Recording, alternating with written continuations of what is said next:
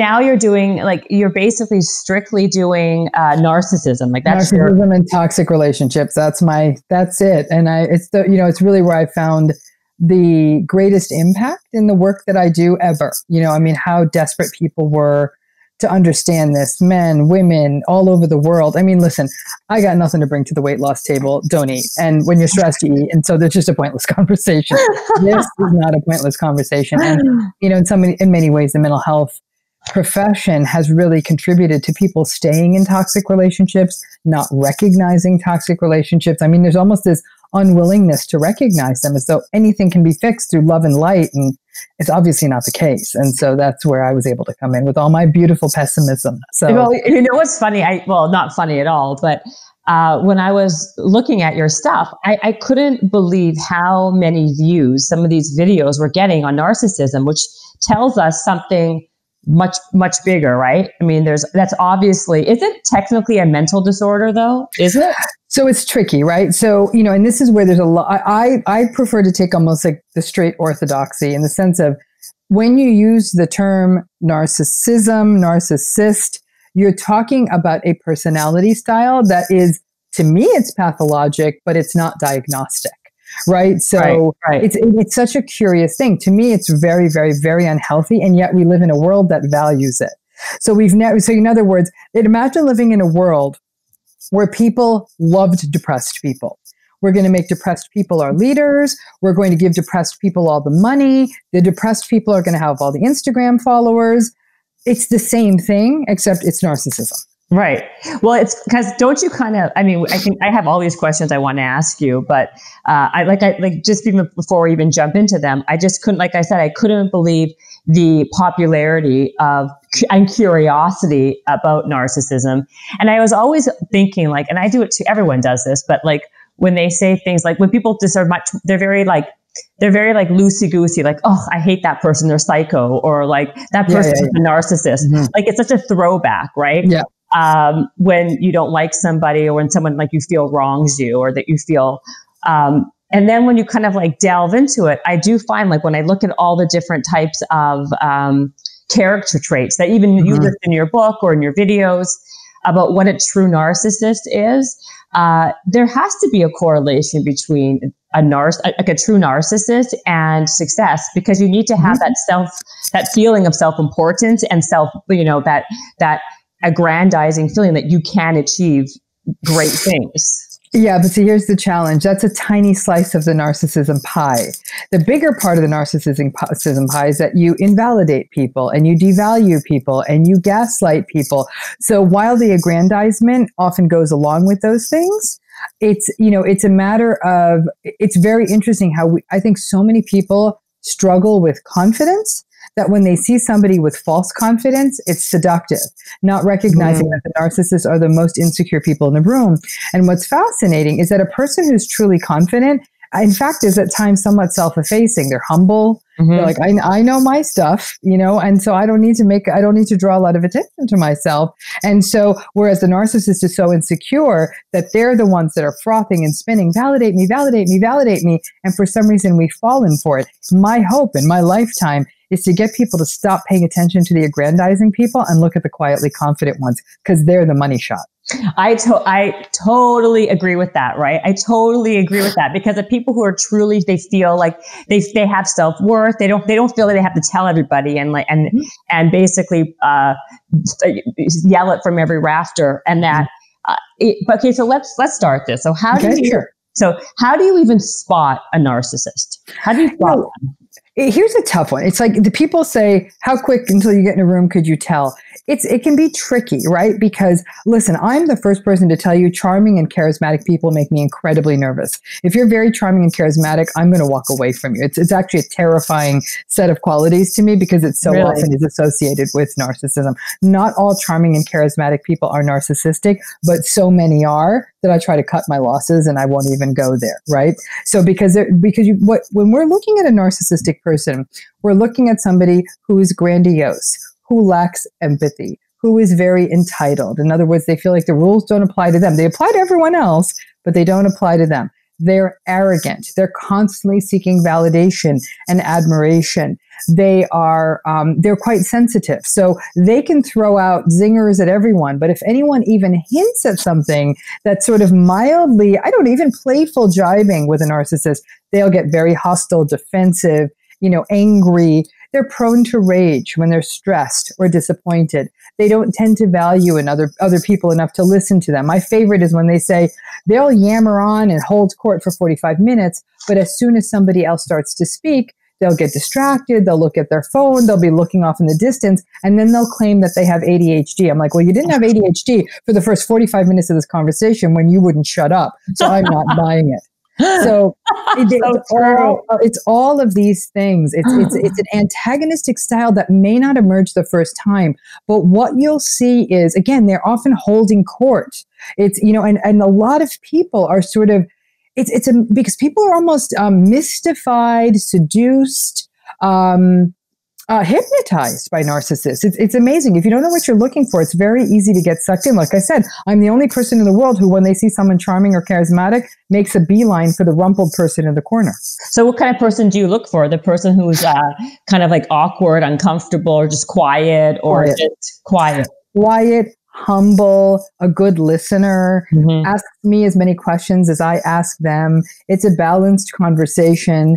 They actually, what I enjoy are people who are able to stay in the moment. You meet them in a garden and they'll say, do you know what kind of tree that is? And I'll say, I don't know what kind of tree that is. And we'll start talking about the tree and say, I grew up with a tree like this. Really, I did too.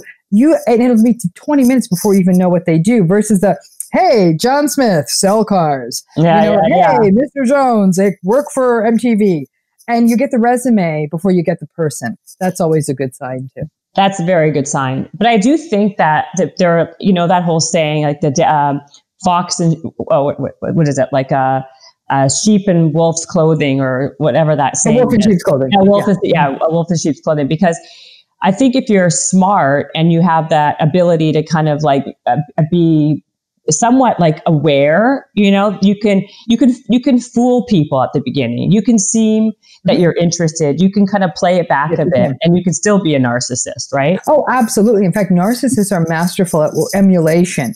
They're listening to you, but they're listening to you to get data.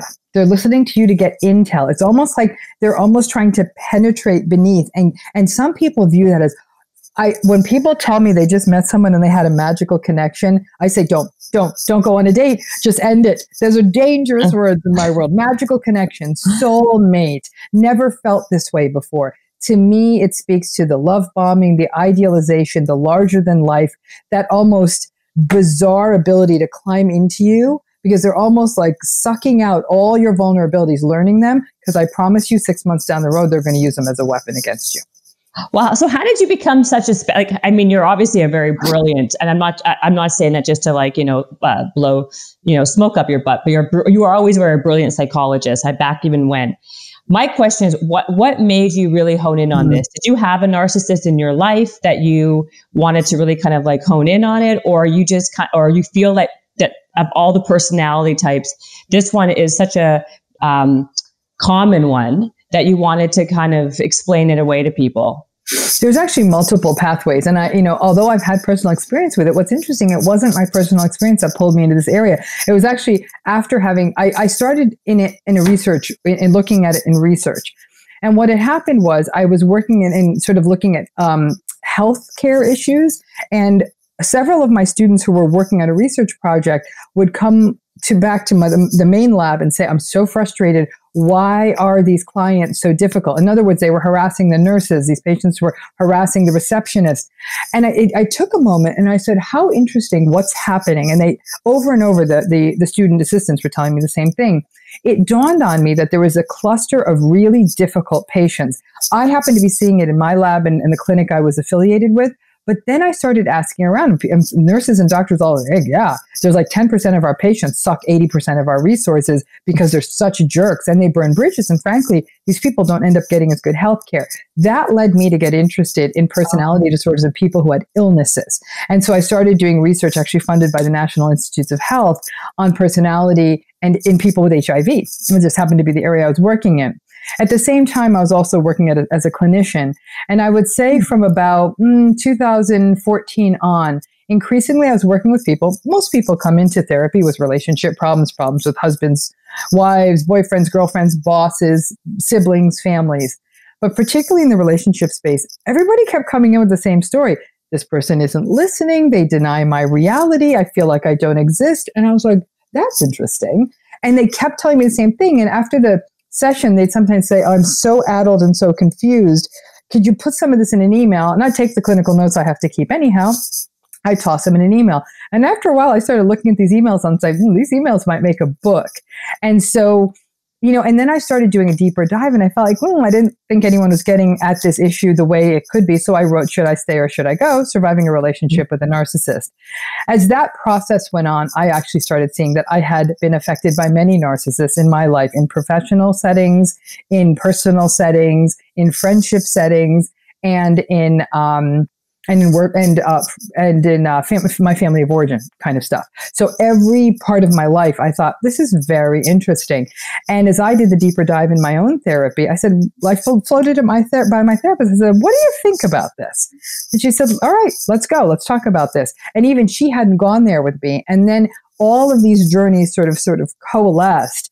And then 2016 happened and there was a presidential election. So I was quietly talking about this and I thought, oh my goodness, is it going to happen that this thing has reached the tipping point and this person, and I don't care what your politics are, it doesn't matter your politics, he's a narcissist. Some people like his narcissism, some people don't, but that's just a statement of fact. Yeah. And so I thought, we're about to normalize this. That led me to write my most recent book, which is Don't You Know Who I Am? How to Stay Sane in an Era of Narcissism, Entitlement, and Incivility. So from the election, thank you. From the election until it came out in 2019, I actually worked on that book, watching everything that was going on in the world.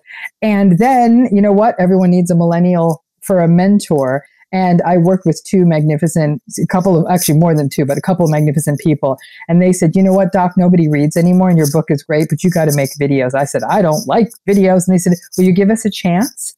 And we started making videos. And that's where we reached. And then I saw how global this phenomenon was. And then I started traveling to India, South Africa, and meeting clinicians. And I thought, oh my goodness. And nobody in mental health wanted to touch this. This was like the bug nobody wanted to study, the fish nobody wanted to catch.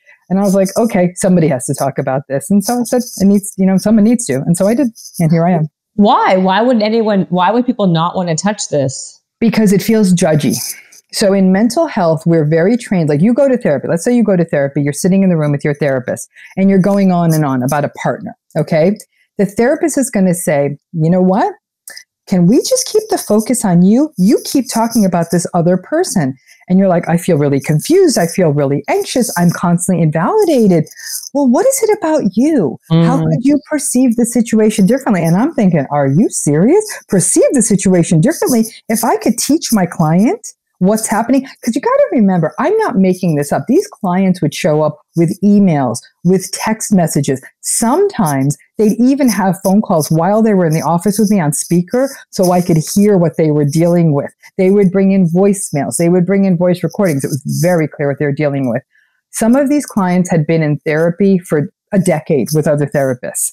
Inside of 6 weeks, by merely educating them about narcissism, they're like, oh, this was never my fault. I'm like, no, this was their personality and it's not going to change. People were getting out, adjusting. 50% of people stay, 50% of people go. Not everyone was getting a divorce, but people are like, now I know. I'm not going to engage with this person anymore. I am not going to affix my dreams to this person anymore. I get it now. And lives got changed. And I said, it's this simple. But nobody wants to do this in mental health. They think we shouldn't be talking about people who aren't in the room. You shouldn't be talking in diagnostic terms like narcissism about people you don't know. I said, oh, I think we should. That's such a true point, because people do stay in therapy all the time. I mean, when I've been in therapy, I'm not a big therapy person per se, but when I have gone and I did speak about people, that would happen all the time, which is why I never liked going to therapy. It was because they would always say, well, what about you? How do you, and they would try to manipulate the conversation and I would always say, and I'm sure other people, like sometimes, a cigar is just a cigar, like sometimes a person's personality is what a person's personality is. You don't always have to internalize it. A big thing in like performance also, and in general, is always about you can only control yourself. That's what a lot of people say. You can't control outside external forces. So it kind of makes people feel like it is their fault, or it's their problem that they are reacting to some other external action.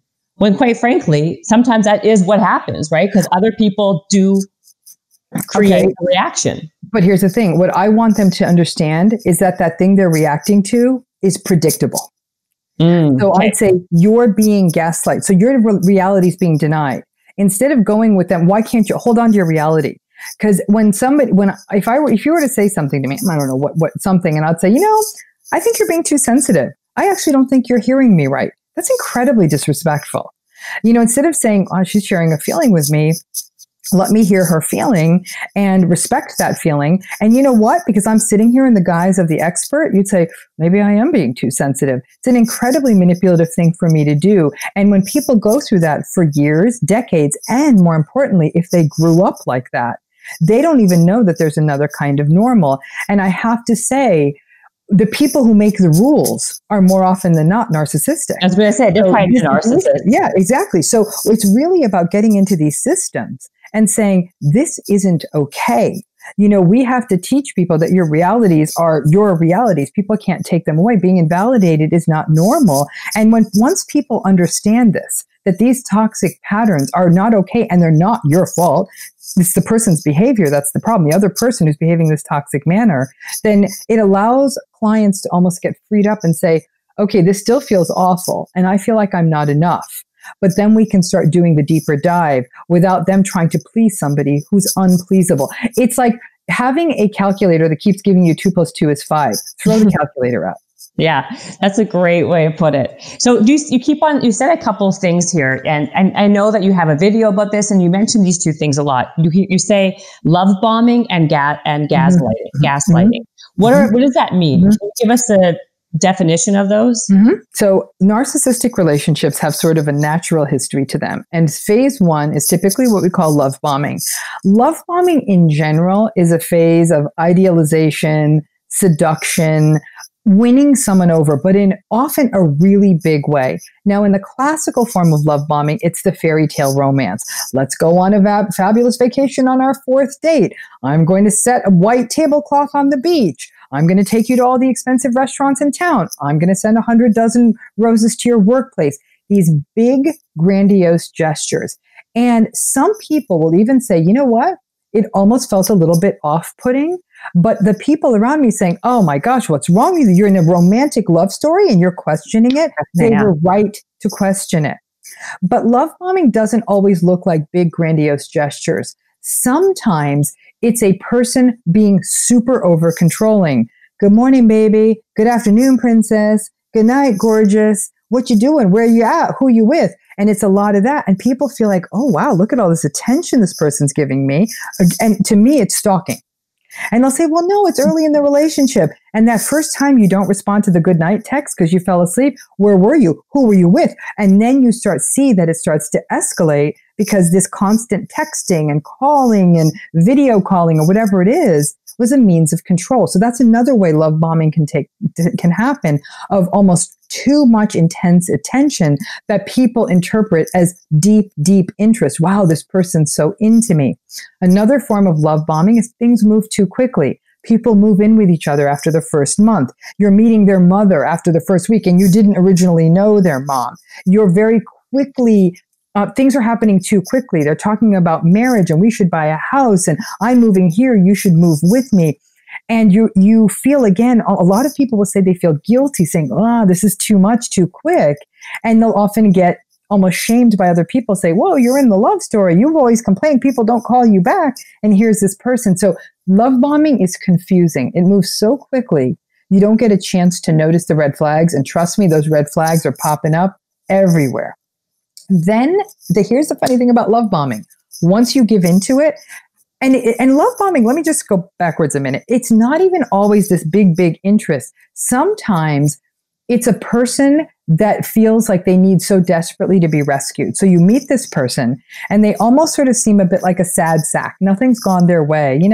I've worked really hard and and nothing ever went my way. And my dad this and victim this, and I'm victimized by that. And woe is me. And why didn't life work out for me? And very empathic people often feel very tempted to rescue people like that. So love bombing can look like this sort of rescue-y kind of experience as well. They rescue you, you rescue them, and very often a narcissist will meet you at a transitional time in your life. You've moved to a new city, you started a new job, you're coming out of another relationship, you're coming out of an illness, a family member just died. They're really good at smelling blood, and that blood they smell is vulnerability. Once the love bombing works, inside of a month or two, they'll start devaluing you. So once they've got you where they want you, that's when the contempt, because it's almost like the novelty is worn off. The game, the hunt, the catch, that's what they're looking for. So is that 100% of the time, and a narcissist likes the thrill of the chase? They do, because everything's a game to them and all about the win. They want to win. And it's very much this idea of superiority and egocentricity and competition, which are not the ingredients of a healthy relationship. But winning is everything, which is why they're so successful on paper, why they make more money, why they have big jobs, why they run the world, because they're so obsessed with winning. But for them, then courtship, dating becomes about winning. So a lot of people think, oh, I'm going to play hard to get because that's what you're supposed to do. That's even worse because now they're more obsessed with winning and now you're stuck with this narcissist when it's done. Right. And then, so how often do those relationships end pretty quickly if the thrill of the chase is just the goal? I would say in a certain percentage of cases, here, listen, I'm going to spitball, and this isn't even based on data, it's just anecdotally, I'd say about a third of the time, the narcissist is sort of a serial dater. It's almost like eating the top of the cupcake. They just want the fun, and then, I'm throwing out the stump. They want the bomb, they want the fun, they want the new sex, the new experiences, and then once you start talking about, once it starts becoming sweatpants and hanging out and commitment, not so much, they move on to the next one. Unfortunately, in the other 2/3 of cases, because believe it or not, these narcissists who we think are oh so confident, like I said, are actually quite insecure. Right. They're actually very uncomfortable with abandonment. So they often will hold on to relationships because they love the idea of a sure thing, because it helps them feel comfortable. They just treat that sure thing really badly. Right. I mean, so it's more about having it's kind of like you're kind of just taken for granted, like an old sock, basically. Very quickly. Yes. But yet you give them the confidence to kind of feel that they have something like a safety net type of deal. Well, in you. So in other words, once they have somebody, they like that. They like how it looks to the world that they're in a relationship. Right. They like having something consistent. They like they like the safety because they're so insecure. And especially if you're a good source of what's called narcissistic supply, which is all the admiration and validation that they need, then they're going to keep you around too, because they need that narcissistic supply the way I need the air that I breathe. They need it. And if they don't get it, they get really, really frustrated. So then would you say, I was going to say, what personality type, you kind of said it a little bit earlier, the narcissist will smell blood, they'll go for someone who's very empathetic, you said, mm-hmm. right? But that would be the person. Mm-hmm. So what other kind of personalities are they go for people who are together? So they go to people who are hyper empathic. They go to people who are rescuers, who want to fix things all the time. Mm-hmm. They go to people who are hyper optimistic, I love your energy and let's go be energy together and let's do yoga and have energy and kale and have energy and I love you and you're so great and what a great idea. Kale. And it's all of that kind of happy. And I'm thinking, oh my God, they're not seeing this realistically. So those hyper optimists, they can't see it. And they're like, no, he just had a bad day. No, he's just really stressed. No, they're just friends. And I'm like, seriously, keep eating kale, sweetheart, because you're not seeing this. Right. And so there's very optimistic folks. They also, they may not know this about the person, but something that renders a person vulnerable to a narcissistic relationship is somebody who came from a family where they had one or two narcissistic parents. In many ways, you get so used to the narrative that you're not enough, that when somebody starts treating you not enough, a lot of people go with it. In fact, it feels very familiar. And I hate to say it, almost magical. And then sometimes they like a partner because they bring a value added to the table. So it's an older man dating a much, much younger woman. It's a person going for someone who's incredibly attractive, incredibly wealthy, very famous, or somehow very successful in their field. So they bring a very superficial kind of a thing. Narcissists will love those kinds of partners. That's very much what they're often looking for. Now, what's the percentage of male to female? Is there a lot of female narcissists as much as... There's more female narcissists than you would think. I mean, I've often given a split of 80-20. With each passing year, I shift that number. I'm guessing probably closer to 70-30. And because enough people listening to your podcast are going to say, no, my mom's a narcissist. You know, the number of people out there who have narcissistic mothers are quite prolific. And so those are all obviously women. And I think that men are more likely to be raised and socialized to be narcissists. They're not valued for their emotional inner world. They're told they're weak if they show emotion. They're raised to be more competitive. They're not raised to be as empathic. So that's sort of a byproduct of how we parent boys in our culture and how society reinforces boys. That said, it's not that simple. And since these are very ancient developmental issues that come from infancy forward, a woman can just as likely be a narcissist. And like I said, there's plenty of men out there who could listen to something like this and say, no, this is my wife. This is my girlfriend. I would say in my practice, it's getting closer to 50-50 that I'm seeing. So I think we're getting there. Yeah. I mean, because I think what you just said is also very accurate. When you hear other people talk about bad relationships with them and their family, like their mom, their father, you do hear that a lot. Like, oh, my mother was really narcissistic, which of course are women. So you're saying it is kind of becoming much more balanced. I am seeing it much more in women. Listen, recently there was a whole spate of scandals where a bunch of rather women who were sort of bosses of companies, like big companies, were stepping down because of their toxic behavior. So I've had female toxic bosses, and let me tell you, it was a nightmare. It was every bit as nightmarish as a man who was a toxic boss. So we see that. I mean, there's no reason why there's limits on that. So I think it's out there. I think it's absolutely out there. I think that it is, again, it's probably more socialized in men, but I honestly think in my lifetime, we're going to see those ratios balance out to more 50-50. Do women narcissists kind of pick the same type of guy then? Would it be the same? Empathetic, more, if they're superficially, like, make them look good, basically, another one? Yep. Optimists. Yep, optimists. They choose men who basically are enablers. In both cases, whether it's a man or a woman, ultimately what's a narcissist looking for in a partner? They need an enabler. And that's what they're looking for, even though they'd never say it, obviously. Right. Yeah.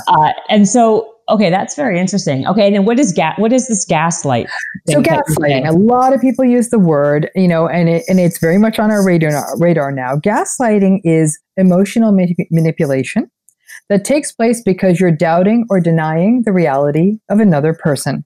The most common way, one of the most simple ways you can gaslight someone, saying, you're being too sensitive. So now I've just judged your emotion. It could be things like, that never happened. You're making too big a deal out of this. They'll deflect. You'll start talking about one thing and they'll completely change the subject.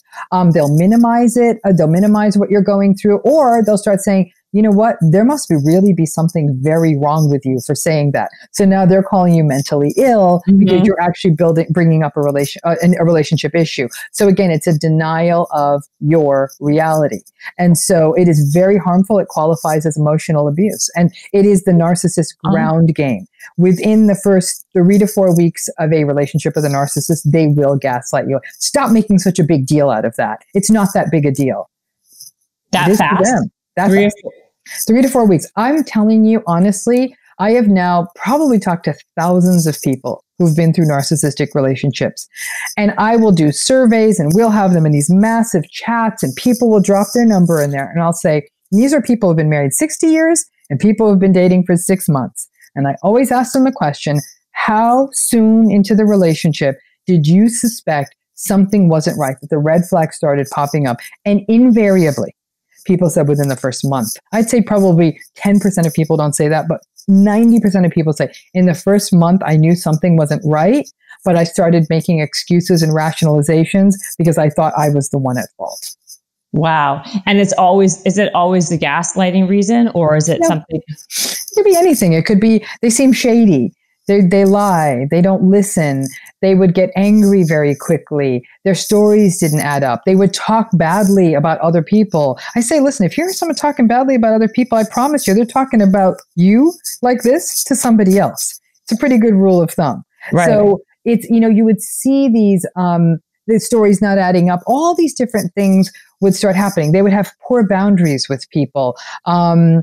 It would be a million little things that are so easy to just sort of gloss away. And listen, there's a pressure people feel like, I want this to work. I've dated so long. I'm 35. I want to get married. And I consider there's certain high risk relationship groups, people who are getting older and maybe coming out of a divorce. I can't tell you how many women I've worked with, probably age 50, 55 and older, who will say, gosh, in this town, everyone my age wants to date a 25-year-old gal. So if I find a guy who wants to date me, I've got to hold on to him for dear life.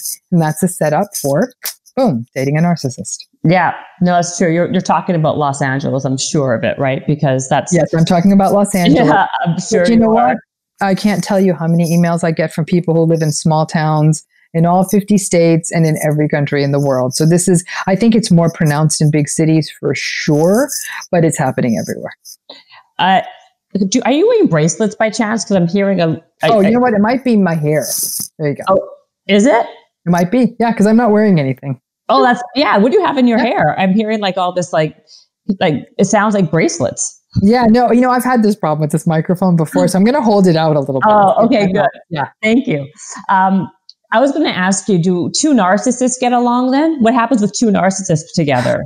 When two narcissists get along, it's sort of interesting because initially they can be quite drawn to each other because they engage in something I call parallel play.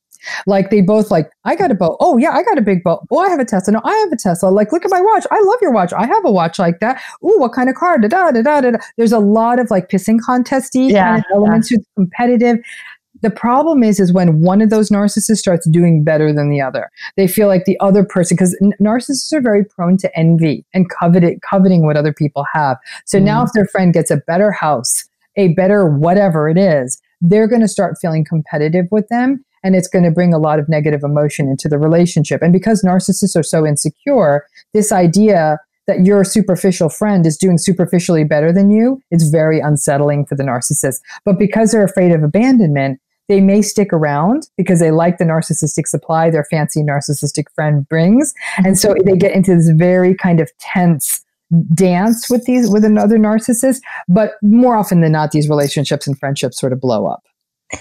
So then basically we're talking about success and narcissism, right? So what is do you have any data on what is the percentage of people narcissists who are professionally very successsul? So there was one survey that was done and the data was published. Gosh, I wish I could remember the original article, but they were suggesting probably about 25% of CEOs would qualify as psychopaths. Now, my guess is that 25% of CEOs number is probably more like malignant narcissists, but that seemed about right. In fact, that was lower than I thought it would be.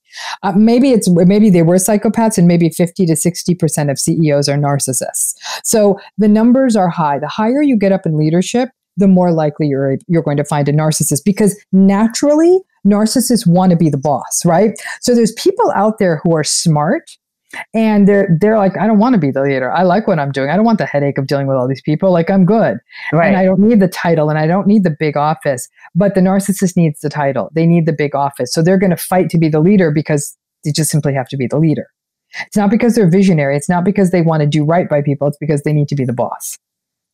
And how about entrepreneurs, right? Who have to be self-starters, who have to believe in themselves, who have to kind of go and every day fall and get back up and have resilience. Don't they have to have some narcissistic quality in that to, not always, of course, but sometimes, right? Because you have to have that self-belief that you want to succeed. You want to be successful. The challenge with entrepreneurs is many of them are narcissistic, and a lot of that feeds the grandiosity, right? In order to be an entrepreneur, there has to be some level of grandiosity or why bother, right? The challenge for the entrepreneur is that entrepreneurship is very frustrating. It's very disappointing. More often than not, people don't succeed. Narcissists are not built for disappointment. So when things start going south, they start blaming everybody else. They blame the world. They blame that I wasn't born with a trust fund. They blame the people who are working with them. They blame the VCs for not giving them enough money, rather than saying, I'm not figuring this out right. Maybe this is the wrong market. Maybe I'm not branding this correctly. There's a lot of externalization of blame. Listen, are there narcissists out there who have tremendous work ethic? Absolutely. Because you got to remember, for them, the way they're thinking about it is, if I become successful, then I'm going to have a lot of money. And if I have a lot of money, everybody's going to love me and I'll get all the validation I need. So their drive is very much to get validation. So they live in the fantasy world that I'm going to be the tech billionaire with the house on the beach and the model girlfriend in the fancy car. Like, that's the fantasy, which obviously comes true for a very, very tiny percentage of people. And for those who don't get that as an entrepreneur, they can often walk around feeling like a victim, feeling let down, being very sullen, being very resentful, and treat people badly as a result. So I don't think by any stretch all entrepreneurs are narcissistic, but I think probably you'll see more narcissists in entrepreneurship than you might see in other professions, for sure. Right. You got to be grandiose. I mean, you got to be grandiose. It helps.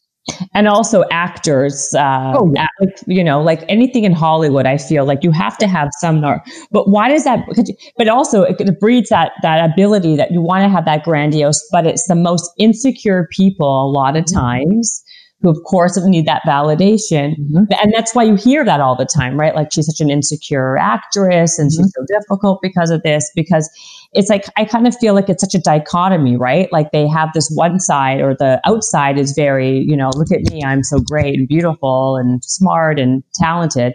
And then the inside, it's the complete opposite.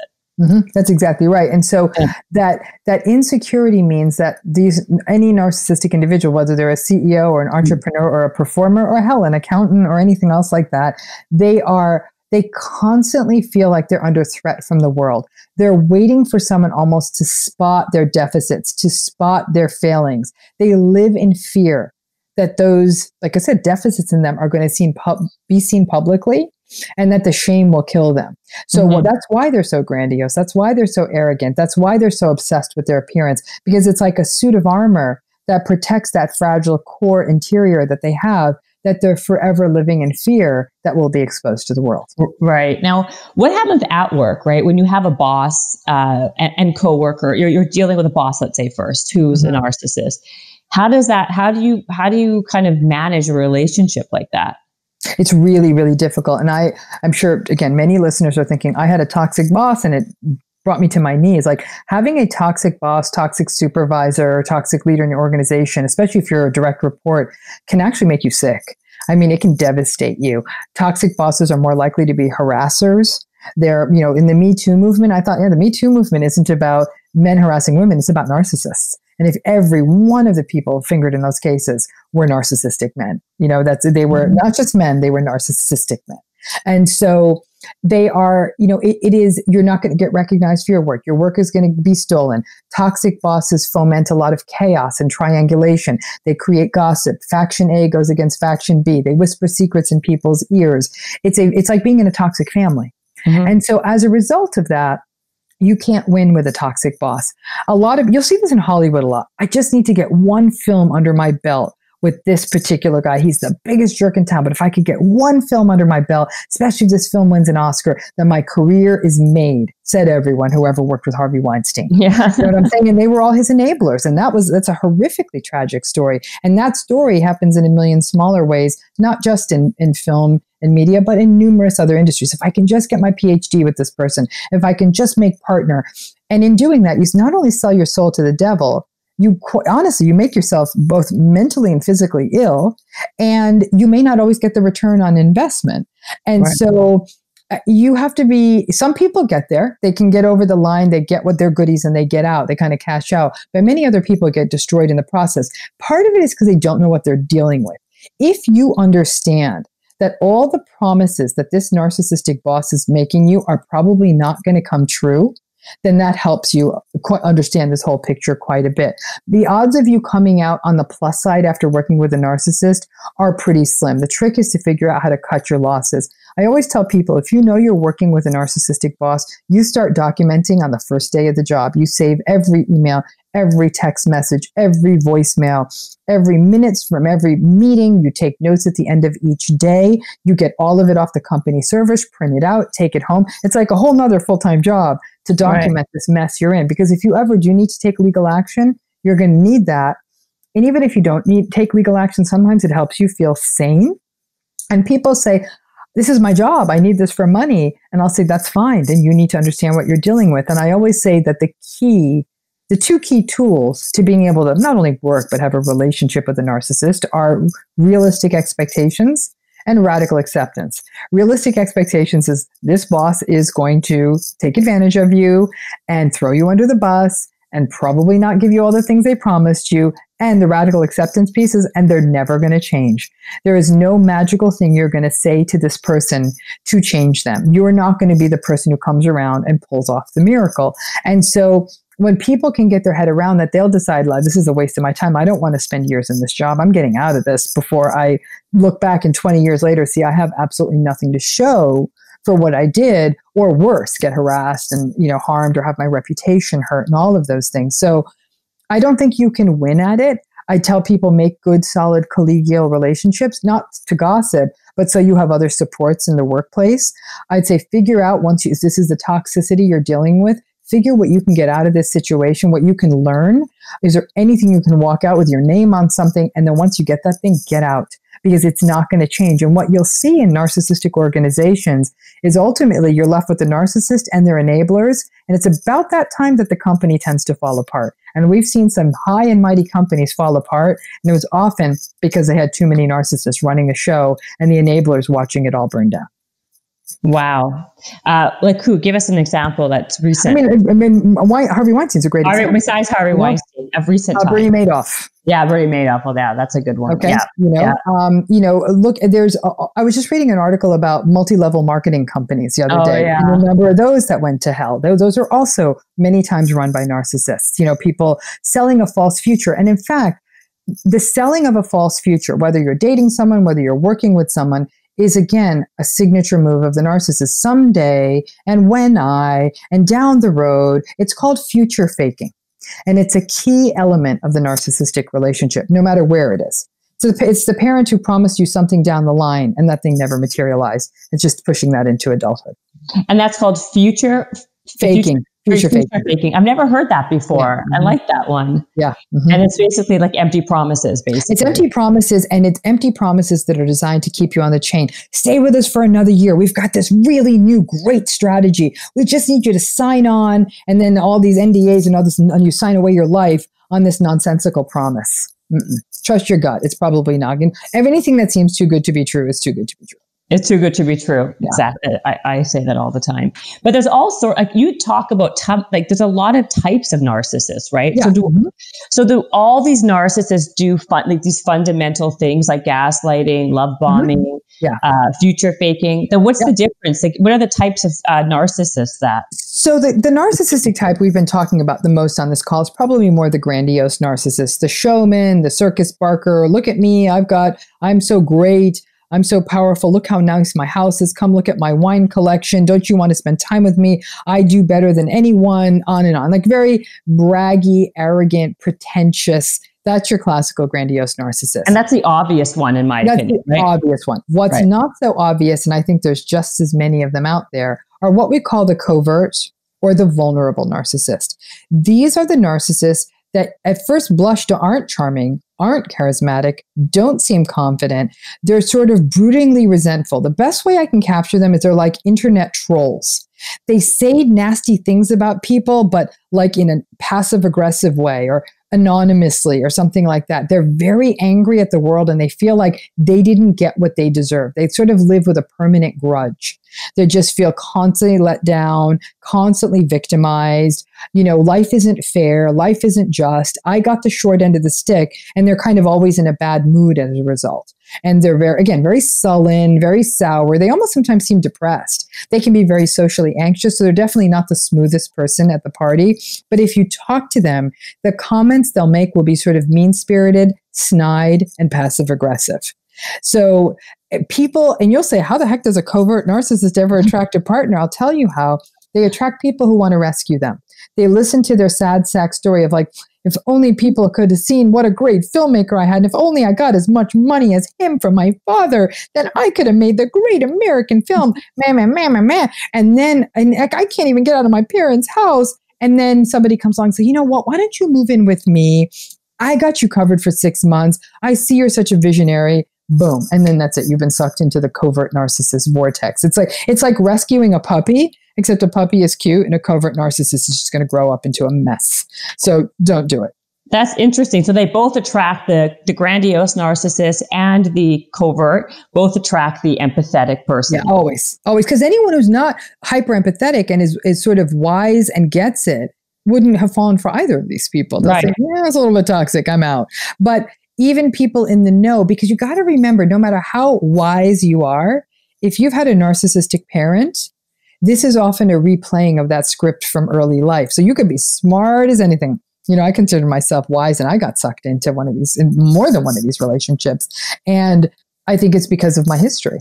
You know, I was so used to thinking I'm not good enough. No one's ever going to want me. No one's ever going to be interested in me. I'm lucky that anyone even noticed me. That was my narrative. That somebody actually stuck around for a little while. I'm like, well, I better sign up for this because no one else is going to come along. That was the narrative I was sold as a kid. So you take that into adulthood and you play it out in your adult relationships. This is why every 20-year-old in America should be in therapy. In fact, everywhere in the world. So they can undo those childhood scripts and enter into adulthood not feeling like they're not enough. Right. Because a lot of times from what I notice, and I'm not a doctor like you, but people have the story in their head from what they think they are from when they were a child, right? Mm-hmm. And they behave as such to the world when they're adults, when they're very different people.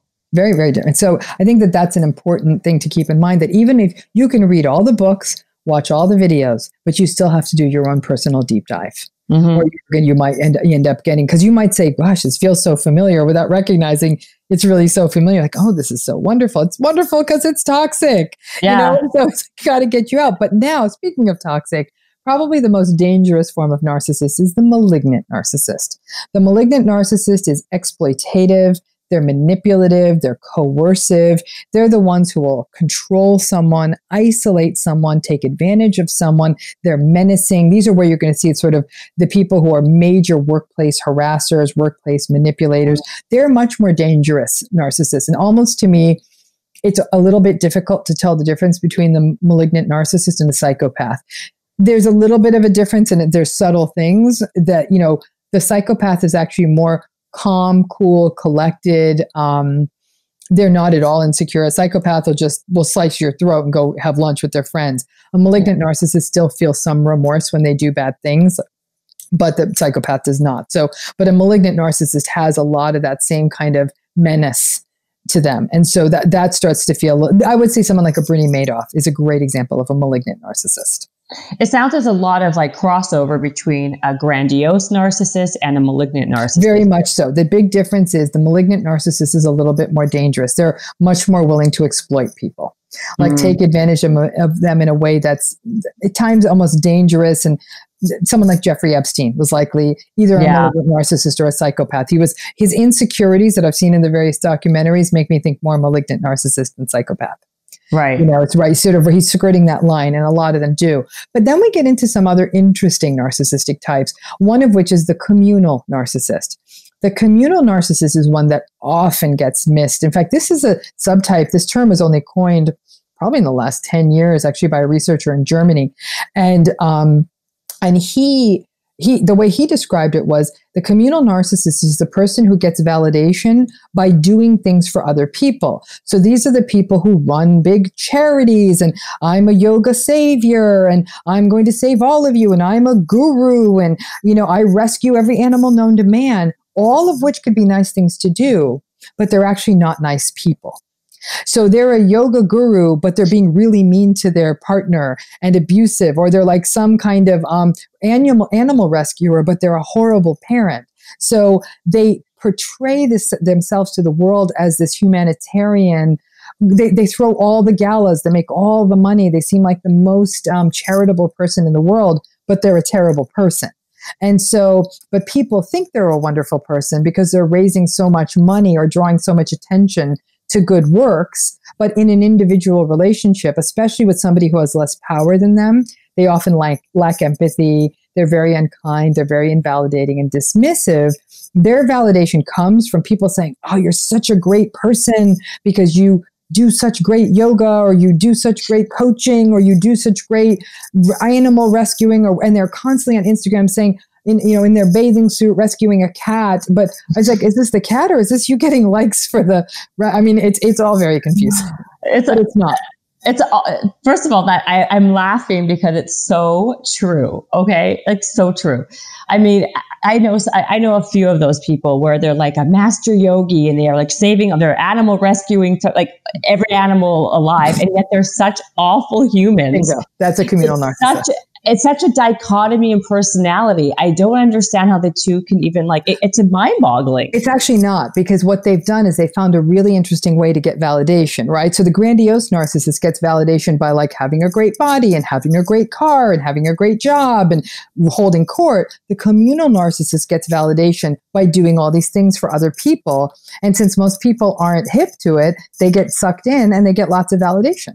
And they get lots of likes on Instagram and all that stuff.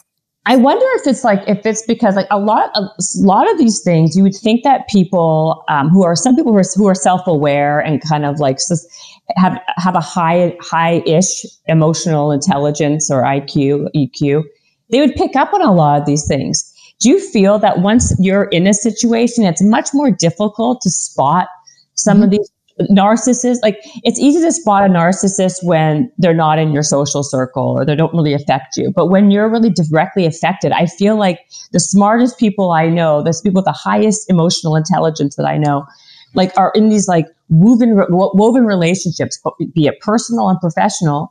And like, it's like you were saying, they make excuses, they justify, they make, it's like, oh no, it's because they're doing this, or like, there's a lot of justification for people's behavior when you're in that situation. Right. So one could actually argue that this is almost like a little bit of a blind spot in the emotional intelligence piece, because I've got to admit, the way I approach this is rather cynical and not very friendly. And it's certainly not very optimistic or positive. No, it's very practical. It's very practical. But it's also very realistic. Real. And I think that people, actually, I think it makes them anxious to think that, yikes, really? That some people are just not safe or healthy. I'm not saying to people, you need to discard everyone. I'm saying you need to be a wise consumer of them. So, don't give all your money to the communal narcissistic master yogi. Don't, and if the cat rescuer is being mean to you, you don't have to excuse them. They rescue cats. Like, no, this is rude. You're being rude to me. This is not acceptable. I don't care how many cats you rescued. So it's your ability to set a boundary without making a rationalization. And I think that dissonance, there's a tension when you want to believe a person is mostly good. It's hard to integrate the good things they do with the bad things they do. And that's the tricky part. In fact, there was a woman named Mira Kirschenbaum who wrote a book a while ago, and it was called Too Bad to Stay, Too Good to Leave. I remember that book. That was a very popular book. Very popular book. And it was a great title. And it was very much the sense of narcissists aren't monstrous all the time. In fact, a lot of people, when I help people through divorces, they'll go back and look at 20 years of picture and say, we did have fun in Cabo. And that was a nice holiday. And then gaslight. But we had fun in Vegas, gaslight, invalidate, and Miami was fun. You see what I'm saying? Like, narcissists are sprinters. You can actually they can be great conversationists. They can be fun to be with. They throw a great party. They may be great lovers. That you take a great picture with them. So they often tick a lot of the narrative of, I want this beautiful family. I want this beautiful life. I want this cool career. And it gets hard to fit in those two sets of pieces. And I do tell people, judge your relationship on how it's going on the most stressful days, because that's really where it's meaningful. Like when you're lost and you've run out of money and you're on vacation, when you're sick and you guys are, having other problems in your relationship, those are the days you judge. Don't judge your relationship on a really fun day in Miami. I mean, that's just going to get you into a lot of trouble. Oh, absolutely. I mean, I guess you're kind of saying though, like, you have to balance out the good and the bad, right? Like how much percentage is good versus bad. No, I wouldn't say that. I would say that you have to look at it holistically, but the minute somebody starts emotionally abusing you, I don't care how good it is, it's unacceptable. It's unacceptable. Yeah. Now, I agree, but I'm saying, like, if you're saying they're going through the pictures and their lifespan, they're like, oh yeah, that was good. This time was good. You know, like, it's like you said, they're sprinters. They're not always bad, but. Yeah. And even the good moments tend to be, and this is a lot of people will cop to this years later. They'll say the good moments were superficially good.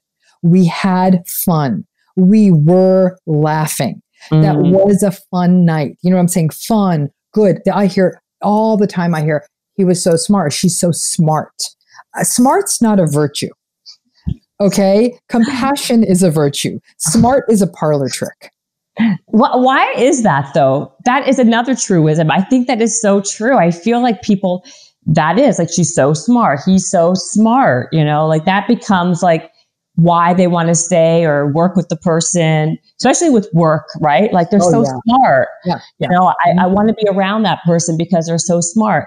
Is it because it makes you feel that it elevates who you, like you feel like you want to be around that for some reason, makes you feel smarter? Or it may elevate you, but it also may be the sort of thing where you have more confidence in the endeavor. You think that this thing's going to succeed, you know, that plenty of people in tech, you know, like various CEOs in the tech industry have been called out for being rather difficult people.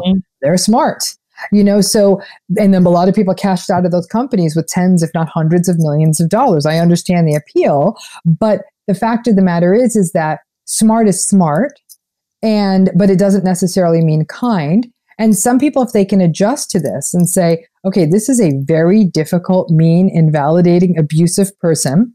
However, I think I can stick this out for this long. For example, let's say you have a toxic boss, invalidating, cruel, exploitative, difficult, you name it, but you have a very strong support network outside of that job.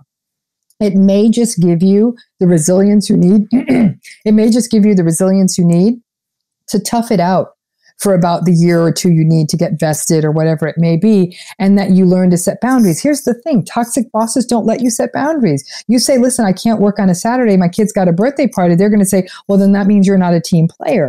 You know, then and those are the kinds of things that people are going to run into. So there's a point at which you're going to have to say surrender, or you're going to lose that entire compassionate network because you're going to drain them too.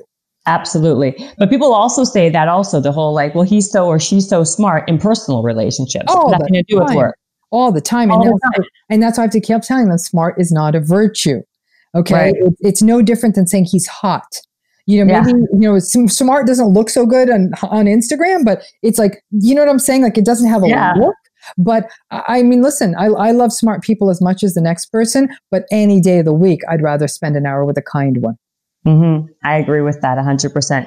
In your book, you do a couple of things that I was curious about. You talk about pathological and normal. So you'd be like, I think you were like, you know, normal versus pathological, like, you know, lack of insight, normal amount, pathological amount, right? Why? Because are you saying that everyone has a normal amount of lack of insight, a normal amount of, you know, arrogance, a normal amount of passive aggressiveness, right? Where does normal and pathological, where's that line between normal and pathological? The reason I did that, and Don't You Know Who I Am, and that's the book I made that distinction, was because, excuse me, when I wrote Should I Stay or Should I Go, after people read that book and the 30 traits of narcissism, are saying, I'm some of these things, but what they were doing it is like what we all do. Like, you know, for example, let's say you know how to make an apple pie like nobody's business, and you're watching your friend making a hot mess of this crust. You might say, you don't know how to do this, okay? I don't know much, but I know pie crust, so step aside. That's going to seem arrogant.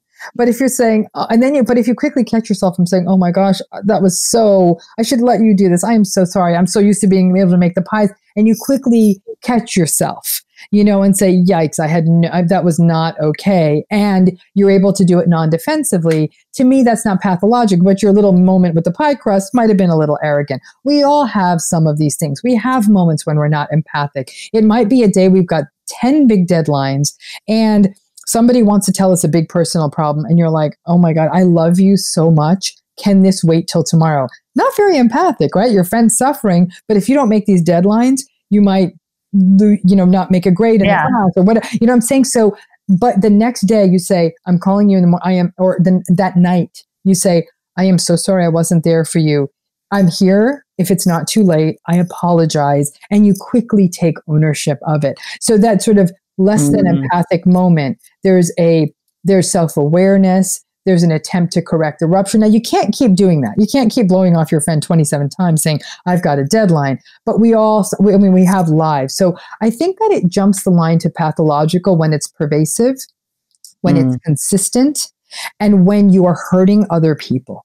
To me, that's when you really do jump the line. And again, consistently. We all screw up sometimes. And then if somebody gives you feedback like, whoa, you're not being very empathic, and you integrate that feedback and say, I can't do this anymore, and you correct the behavior, to me, that's not pathological. And can people who are all the different types of narcissists, is it possible to get better? Like to heal a narcissist, to get to be a less of a narcissist? Is that even a possibility? So in the macro, okay, your classical, I've got no problems. You're the one with the problem. I'm so great. Get away from me. Don't you ever tell me to be in therapy. Narcissist is not getting better. However, I would say about 10% of people who are narcissistic don't like who they are. They're like, I have just burned 20 bridges. Nobody likes me. Nobody's inviting me to the parties anymore. I've blown up 2 marriages. This probably may be me. And I've got to commit to the change. I actually recently put out a video on this that basically it's like 10 things narcissists need to do if they want to change. And it's really a laundry list of the kinds of things they need to do. And it ain't easy because things like be mindful and stay in the moment and listen to the other person and look at them in the eyes when they speak and don't interrupt them. And use empathic statements and do this every day and in every conversation. It's things like, don't interrupt other people. It's don't be so competitive. Don't always feel like life is a pissing contest. It's all of those sorts of things. But more than anything else, it's a daily practice. It's every single day, every human interaction that you stop and think before you speak. And when you feel frustrated, instead of taking that out on someone else, you come up with other ways to deal with it. I'm going to take a run. I can feel that this is going to be hard for me. Can I take a minute to myself? I don't want to hurt you.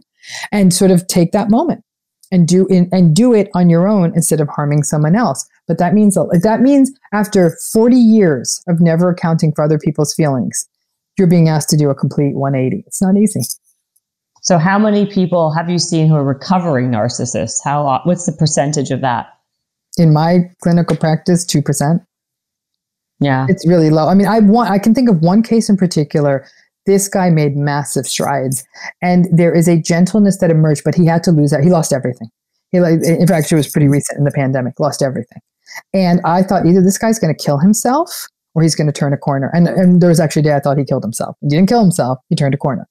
And so that turning a corner was, he's very gentle. He's very aware of other people. He's cleaning the toxic people out of his life. Like he's a real success story, but he had to lose everything. If he stayed on the trajectory he was, making money and it was about to blow up big, I don't think he would have ever changed. But many people in that same circumstance, when they lose everything, and we're seeing this in the pandemic, they become angry, frustrated, they rage at other people, they blame other people, and sometimes they harm themselves and sometimes they kill themselves.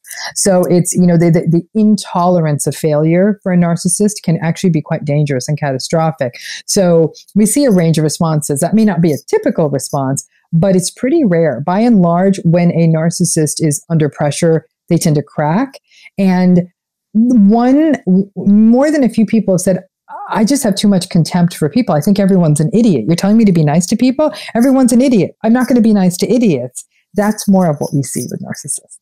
Right. And then, so also this guy, I mean, it's probably too soon to tell, right? Like I was going to say, you don't know if it's going to be long term. It could just be because, right now everyone's in a very frustrating experience and, short term, right? I mean, time will tell if that guy actually lasts. Time will tell.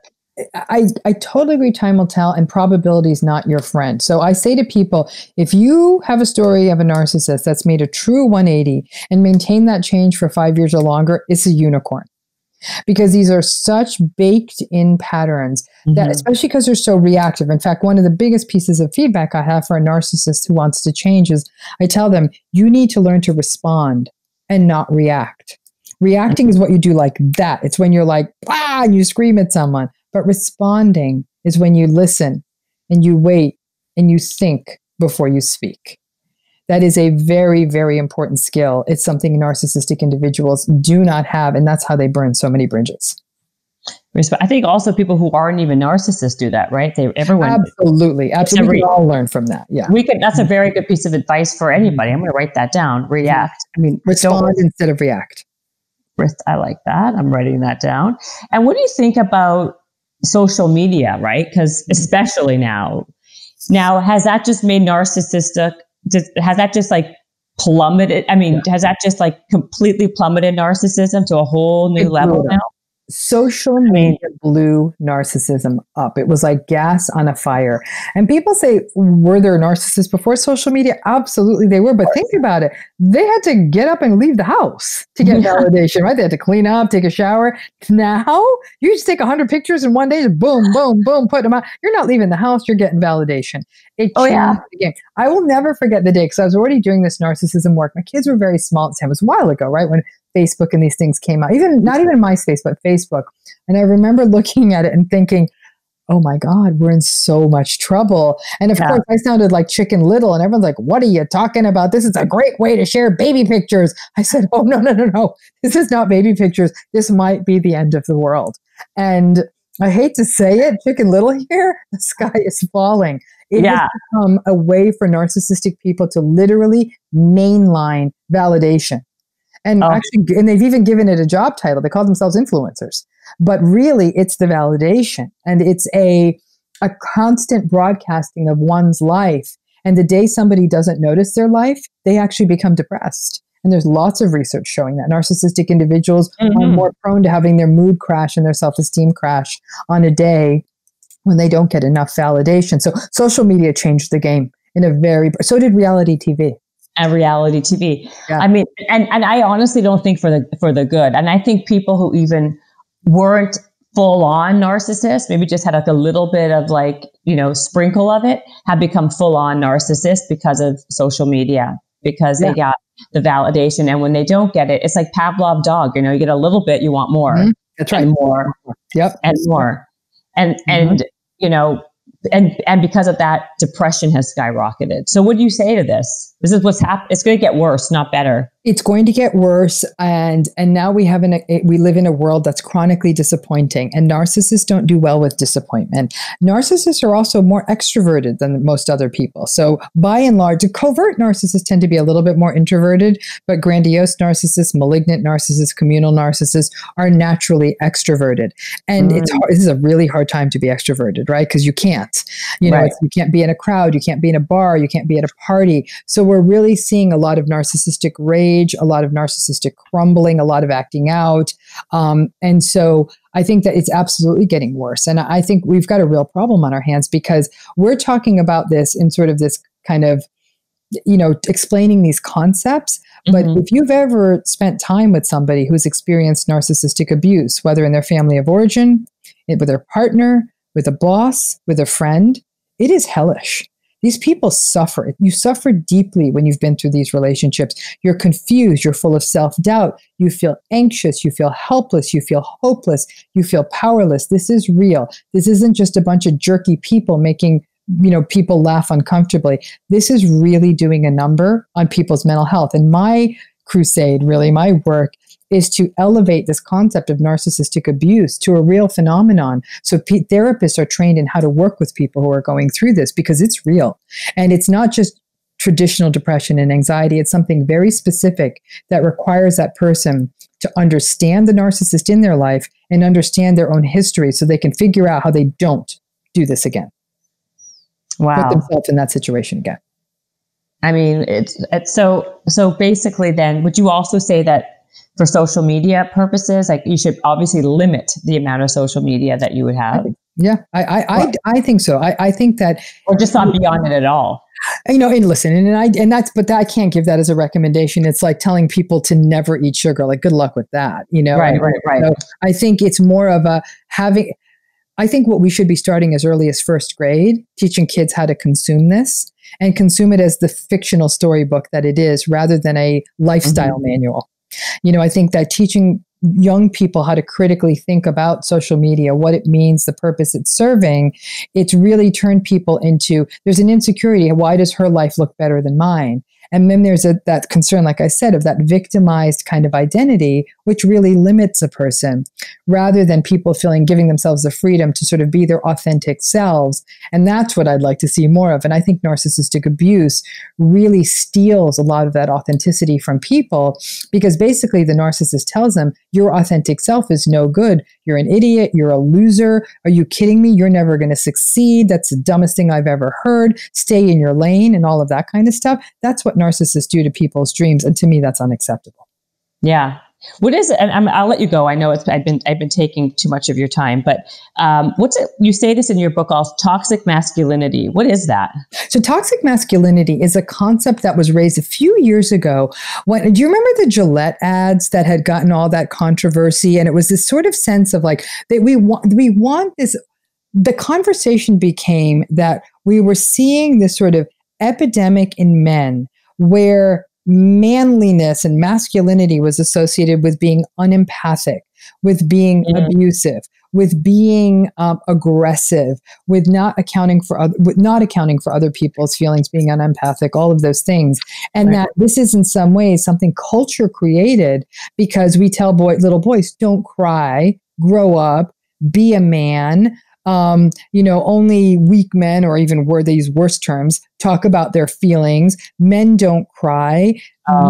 You see, so all of that has resulted in this sort of compensatory, cold-hearted, unemotional manliness that does nobody any favors. It's bad for being a father. It's bad for being a partner. It's bad for being a boss. And we've come off of generation after generation of these really authoritarian, patriarchal, harsh fathers. That's how it's always been. Now we're sort of seeing a little bit of a shift, but I've got to say, in recent years, with this uptick in global narcissism, I'm seeing some of a return to that sort of authoritarian form of thinking, and it's not good for us. But that's what that term toxic masculinity has referred to. And then, because I am a mom, and I have to ask this, and we can end on this, is how do you not raise a narcissist? You got to start very early. Important. You got to start early. One of the most important things is to hold emotional space for your child and let them talk about their feelings without interrupting them and without inserting your feelings into them. Let them talk. So your child, I don't know, they might have broken a toy and they start to cry and say, sweetheart, how are you doing? I'm so sad. I broke my toy. Tell me more about that. I'm so sorry. That must feel really, really hard. Yes, I love this toy. I played with it every day. Honey, I hear you. We're going to the store right now. I'm going to buy you a new toy.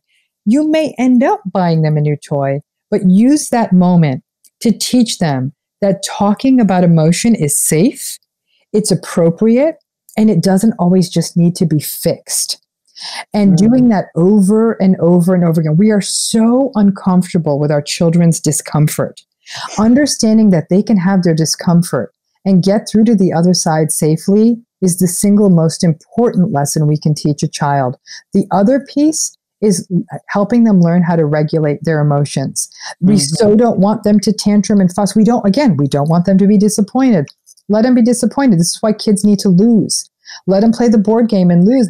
I hate this game. Slow down, cowboy. What's going on here? It didn't feel good, but it felt good for me, and I'm enjoying this. Now, can you imagine if you won the game and I started yelling? That wouldn't feel very good. Read storybooks to them.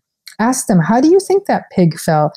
When the pig feels sad because all his friends left him. You're watching a television show. Pause it and say, how do you think that child felt? And she'll say, oh, she feels really disappointed because her friend didn't invite her to her birthday party. Process emotion everywhere you can. Process emotion. I like that. Thank you so much. It's my pleasure. Oh, you are so great. Thank you so much for being on this podcast. It was so nice to have you. It was my pleasure. I really am. So I love talking about it, but I really hope that everyone listening gets something out of this. And more than anything else, that I don't want people to feel that they're defined by their toxic relationships, and to be self-forgiving if you fell into one. A lot of people say, how could I have been so foolish? I can't believe I fell for this. All of us do. And I think it's because the world enables people like this. One by one, we can stop this enabling structure and take the power back into structures that are authentic and compassionate. I'm convinced businesses can be run that way and be incredibly profitable. I love that. Now, where do people find your videos? You have a YouTube channel that's very good. Channel, yeah, and it's Dr. Ramani, DoctorRamani. And if you go to my website, which is again doctor-ramani.com at drramani.com, you'll find everything there. Instagram, my videos, links to my books. Anything you could imagine is all there. And then if you go to YouTube, you'll see my videos. You go to Instagram, you'll see. I love those videos. Thank you so much. I love them. And you still have a private practice? You keep on saying patients. I do. But I got to tell you, it's full till forever. And so I do consultations. And so if people are interested in that, they can certainly go to my website and get more information about that. And then as the world slowly opens up, we sometimes actually, and we're doing them already, I do small master classes, 10 people at a time. You can get tickets for those on my website. And then I also, one day the world will open up again and we'll be doing live retreats again, which help people heal from narcissistic abuse. I love that. Thank you so much for being a guest. My pleasure. Thank you for having me. Absolutely. I learned a ton. So good. I can't wait to share this with everybody. So thank you. I appreciate it. Take care. Be well. Bye now. Bye. Habits and hustle, time to get it rolling. Stay up on the grind, don't stop, keep it going. Habits and hustle, from nothing into something. All out, hosted by Jennifer Cohen. Visionaries, tune in, you can get to know them. Be inspired, this is your moment. Excuses, we ain't having that. The Habits and Hustle podcast, powered by Habit Nest.